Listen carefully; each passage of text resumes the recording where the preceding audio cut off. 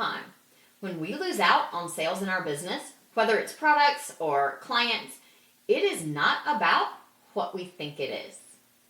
I know a lot of times we think that losing out on sales is about the price or our competition being better than us. We think we're losing sales because so-and-so is undercutting our pricing, or they're running some flashy new ad campaign. But most of the time, when we actually lose sales in our own business, it is really about some friction that the customer feels before they purchase. So today I am going to talk about some common points where customers get stuck or they hesitate and they walk away. These patterns will apply whether the customer is booking a service, walking into your shop, or clicking buy on your website for something. And once you see them, you really can't unsee them. So let's talk about it.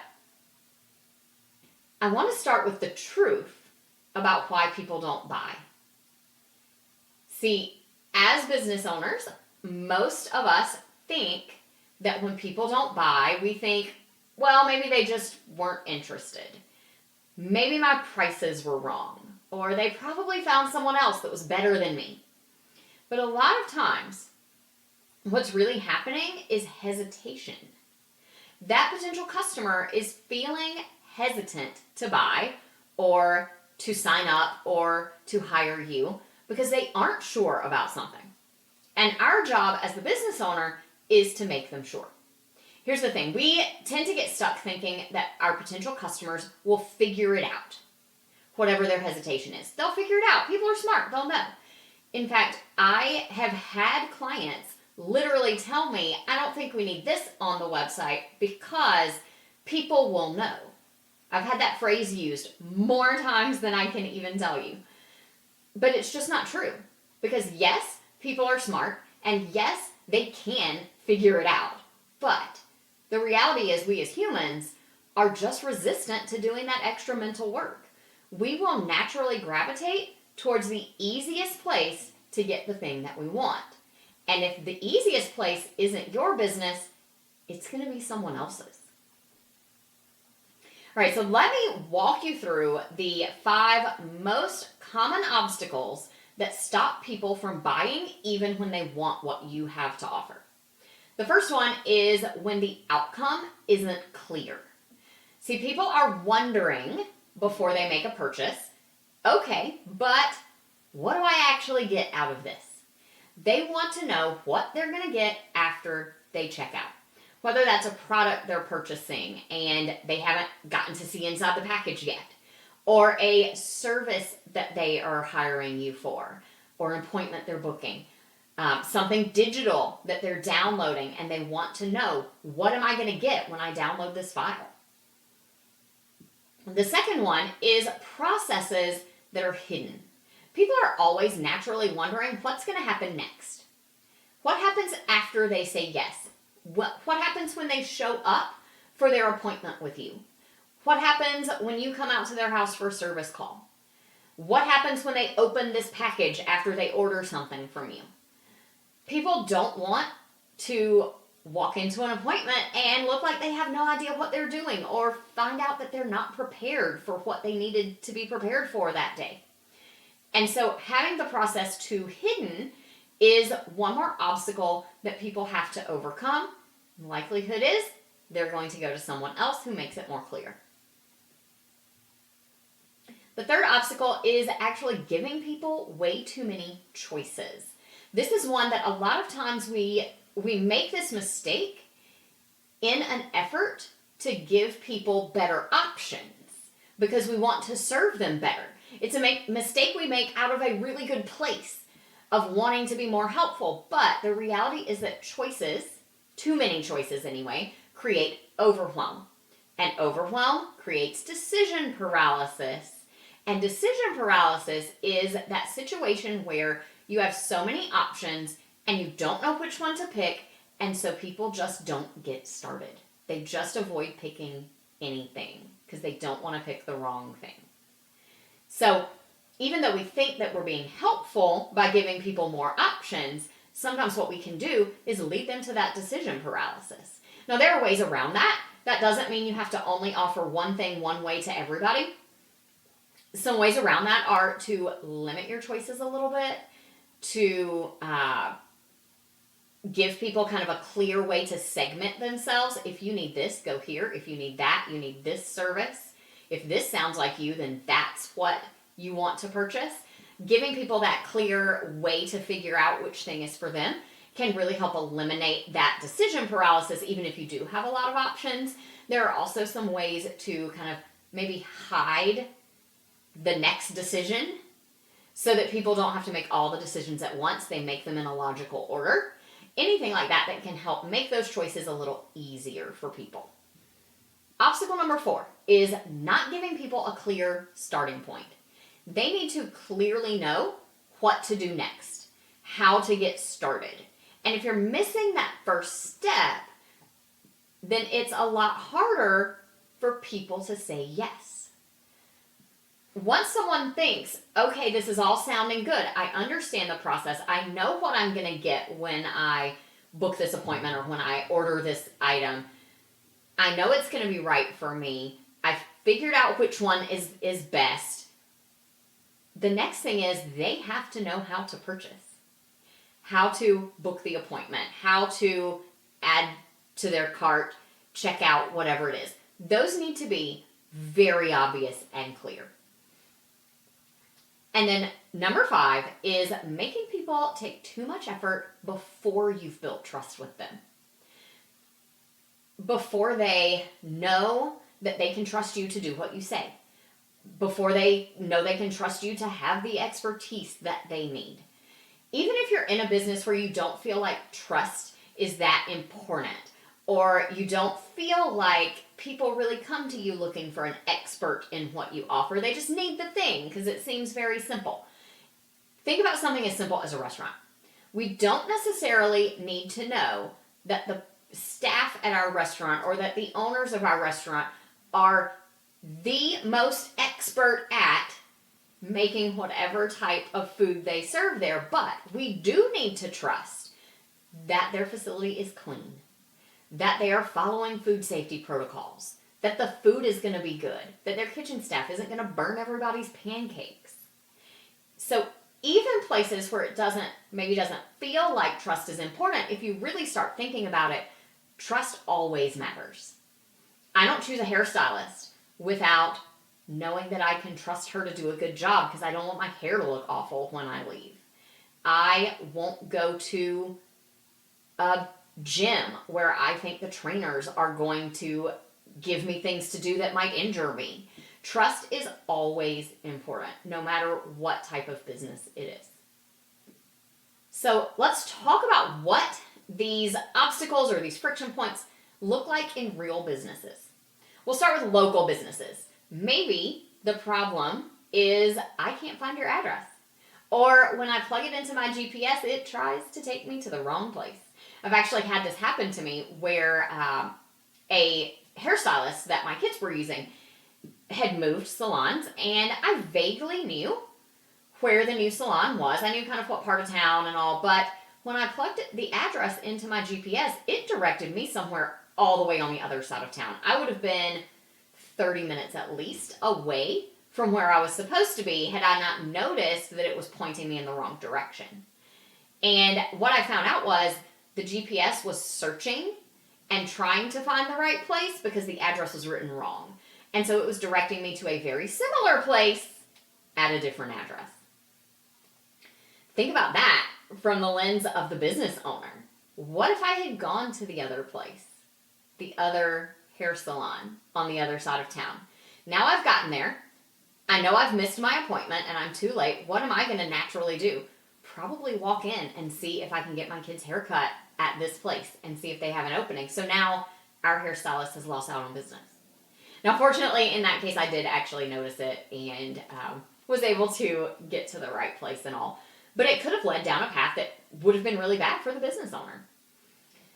Another one is if the business hours aren't clear or if I can't find them at all. Pricing surprises, not being sure what at least a general price range is for the services or products that you offer will really keep people from showing up. Because nobody wants to show up to your business for, a haircut. I don't know why I'm on haircuts today, but I am. No one wants to show up at your salon for a haircut thinking most haircuts are this much and yours are 3 times that price. Because now they feel awkward about leaving, or they've spent more than they want to. Not knowing about pricing will absolutely keep people from showing up, because nobody wants that experience. Not knowing what happens. What's going to happen when I walk in? What's the process like? Now, if you are something like a boutique or a locally owned pharmacy, then this is a little less important because people know the drill. They come in, they shop, they get their stuff, they leave. But think about something like a permanent jewelry shop, where maybe they've never done this before. Or a hair salon where your processes might not be like others they've been to. People want to know what to expect when they walk in. Let's talk service providers for a minute. If your process is vague, so they're not quite sure what's going to happen when you work together, that can lead them to work with someone else who makes that process clear. If it's not obvious what people's next step is, how do they get started? What's going to be expected of them after?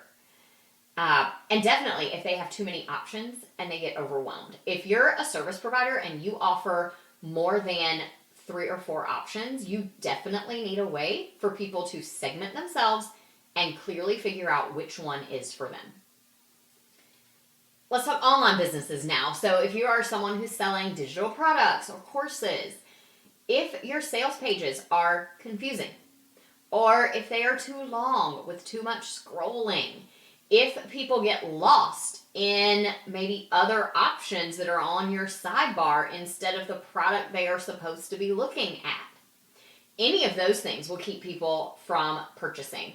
The other thing that will really stop people from purchasing from an online business is if there is not a very clear, very obvious next action step to purchase, whether that is add to cart, buy it now, whatever that is. When it comes to that clear next action step, you need to have a lot more of those on your page than you might think. Don't make people scroll too far to look for one, because they'll get distracted and walk away. And don't give people a button that makes them have to wonder what's going to happen when they click on it. It should be very obvious that this button is going to add to my cart, or it's going to take me to the checkout, or it's going to automatically upgrade my purchase. All of those things should be very obvious in the way that you word the button and in the placement of that button on the page. Before we wrap up and talk about your action steps, I want to share a perfect example from my own life of how this might play out. So some girlfriends recently texted and asked me if I wanted to join them for a sauna party at this local float spot and sauna. They were running a special where you get a bigger sauna and you can bring in 3 or 4 friends and do a girls' day. Sounds fun, right? That was my first thought. This sounds fun. Let me check my calendar. I think I want to do this. But my next immediate thoughts were all questions. The first one was, how long am I going to be in there? The second one was, how hot is it really? Because the last time I went to a sauna, I was only in there for 10 minutes, and it was really, really, really hot. So I'm wondering, how hot is this one going to be? Am I going to be expected to be in a sauna that hot for an hour? What's it going to look like in there? What do I need to take with me? I'm going to get all sweaty and gross. Can I shower after? I was wondering all of those things, and before I was ready to commit, I needed answers. So, being who I am, I went looking at their website, and while I was clicking around, I got a little distracted by float therapy, but that just pulled up even more questions. What do you wear? What is going to happen when I get there? What happens during the float? Is it dark? Am I going to feel claustrophobic? I've seen those like clamshell kind, and I'm just not sure that's for me. What do I do after? Am I going to leave with like soaking wet hair looking like a drowned rat after this?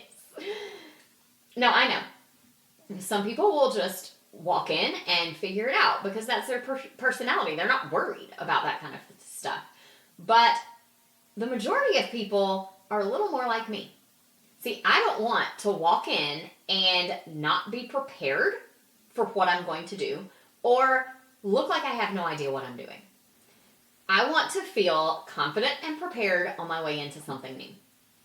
Fortunately, that business did answer all my questions on their website, but so many businesses don't.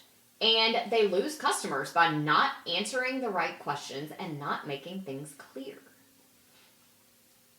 So I want to encourage you to make a mindset shift. A lot of times when we are trying to get business, we start adding ways to persuade people that we're right. We try so hard to reiterate, yes, you can trust me. Yes, come work with me. And it doesn't always feel good. It can almost feel like we're begging for business. So instead of going that direction, think about how you can remove obstacles. Think about those 5 friction points that I shared as those obstacles to purchasing, and what can you do to remove them? Make them sure that they can trust you. Make them sure they'll actually get what they need after they purchase. Make them sure of what the process will look like so they're not worried that they may show up unprepared or they won't understand how to use something. Make them sure they're making the right choice by either limiting the options you lay out or guiding people to the one that's right for them. Make them sure they know how to get started with you with a really clear starting point. So practically speaking, here is what I want you to do this week. List out every step a customer takes from interest in the type of service or the type of product that you offer all the way to action, to spending the money. Write out every single step in your customer's path from that first time that they think, I might want this, and they've never even heard of you before, or they've certainly not looked into you very much, all the way through to where they have spent money with you. List out those steps, put a star next to any of them that right now might require a little extra effort or guessing or trying to figure it out on the customer's part. And then I want you to also list out all of the questions where someone brand new might be wondering certain things. Think about someone who's never worked with you before, never had this type of service done before, never owned this type of product before, and list out every question you can that they might be asking. What would they want to know about the process? What concerns might they have? Where might they get stuck or confused with using this? And then star the ones that aren't clearly answered on your website. And I don't mean in an FAQs page that's hidden at the bottom of some menu. I mean in the sales copy on your home page, in places where people are already reading. A mistake I see a lot of times, especially with these questions, is people saying, give us a call or send an email if you have any questions. I'll be happy to answer them. And that's good. It's important to give people that way to contact you, but people don't want to call and ask what they think is a dumb question. And I know you might not think it's a dumb question and you might be happy to answer, but people just don't want to feel dumb. Feel like they're asking something they should already know the answer to. So you have to answer those questions right on your website for them. And then for each of those starred things, those places where they might need extra effort or be guessing, those questions that maybe you haven't answered. For each of those starred things, I want you to ask yourself, how can I make this easier, or how can I make this answer more clear for people? Address the questions right on your website or in your process. Make that next step crystal clear for people at every point in the process. All right, so let's wrap things up today. What I really want you to walk away from this episode with is understanding that the real reason people don't buy, it's usually not about price or competition. It is usually about obstacles that we don't overcome or friction that we accidentally create. So remove those obstacles and watch what happens to your sales. Over the next few weeks, we are going to keep talking about how to get people to say yes to your services and to your products. So if you are not already subscribed, hit that subscribe button on your favorite podcast app or YouTube so you'll get notified when new episodes go live. I'll talk to you soon.